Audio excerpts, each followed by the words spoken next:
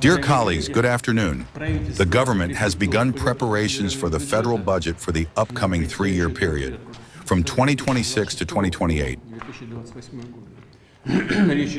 We are talking about the country's main financial document, which is aimed at addressing strategic tasks, including, of course, improving people's quality of life, developing the social sphere, infrastructure, and strengthening the state's defense capability. The preparation of the budget is, as always, a very large, systematic, comprehensive, and, I would say, labor-intensive task.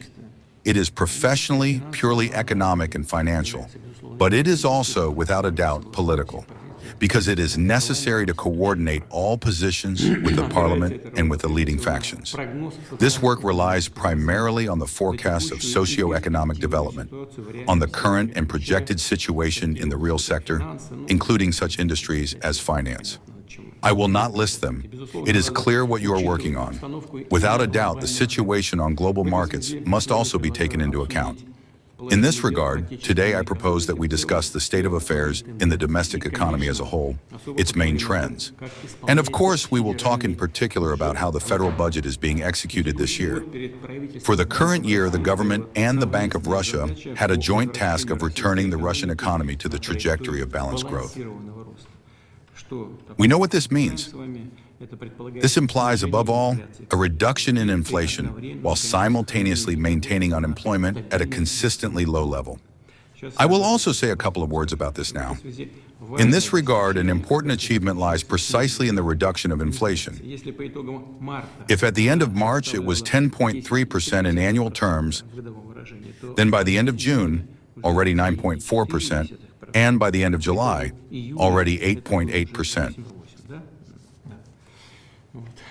According to the Bank of Russia's estimates, by the end of the year, the dynamics of consumer prices may turn out to be within the range of 6 to 7%. That is, lower than previous forecasts.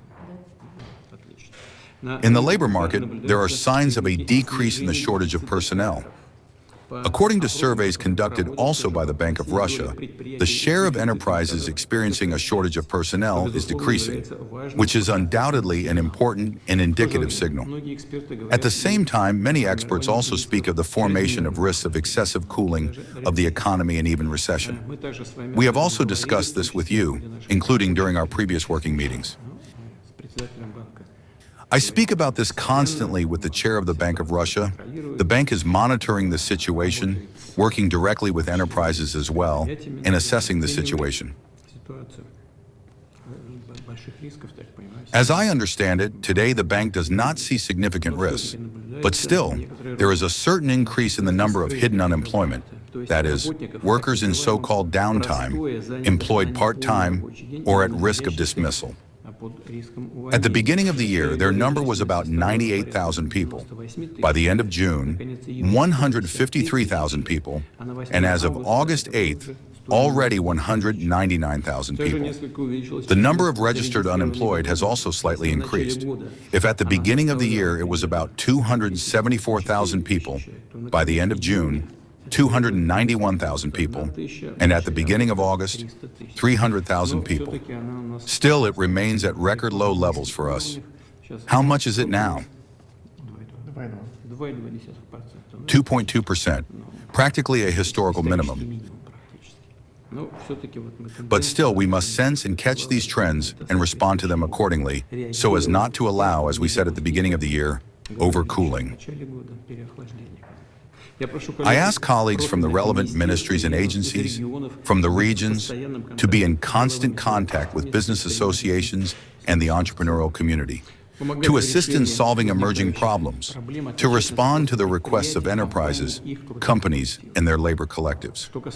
As for the federal budget, the situation here is stable. The federal budget's non-oil and gas revenues for January to July increased by 14% year on year, amounting to 14.8 trillion rubles.